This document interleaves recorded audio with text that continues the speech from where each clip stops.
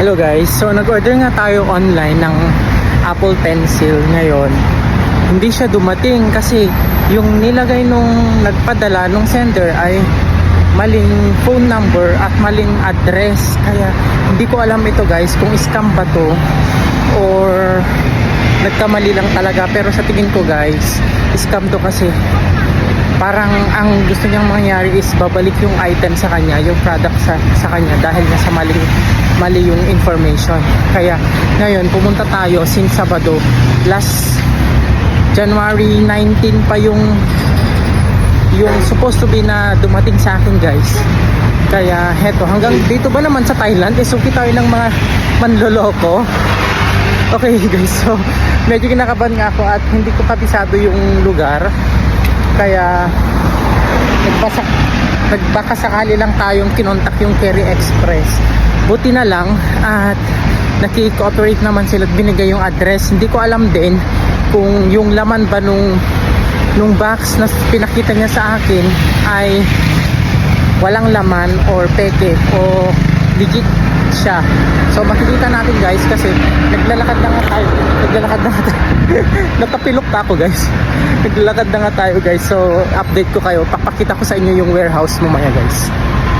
Ito nga yung map na sinusundan ko kasi galing pa ako dun sa apartment namin. Talagang hinanap ko talaga yung location ng warehouse ng Kerry Express kasi gusto ko talagang mapatunayan na kung scam ba ito o legit kasi patuloy niyang dinideny na totoo daw yung pinadala niyang parcel, pero yun nga, pupuntahan natin at titignan natin kung totoo.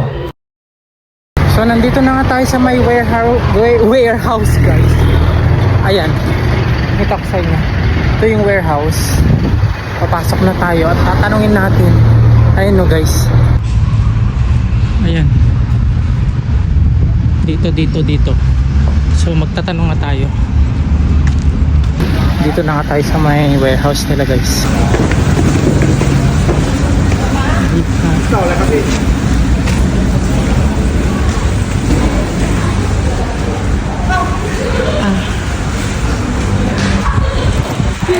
Dito. Kabobohan. Maling pan nga guys. Mali yung napuntahan nating warehouse. Dito pala sa may kabila. Pakita ko sa inyo. Ayan. Dito pala Kerry Express.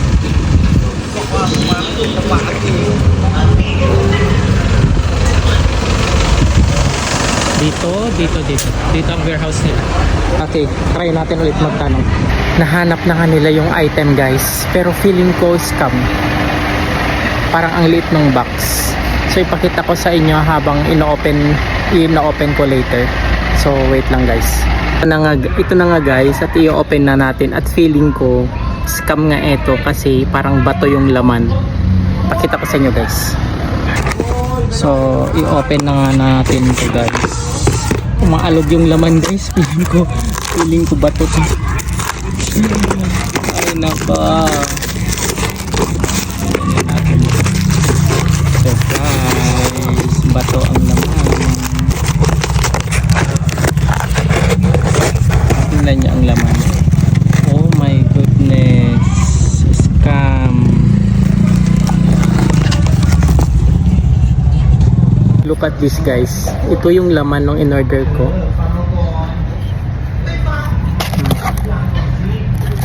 Diba? Ha, swerte. Kaya kayo, wag kang magtiwala sa mga online na order na yan.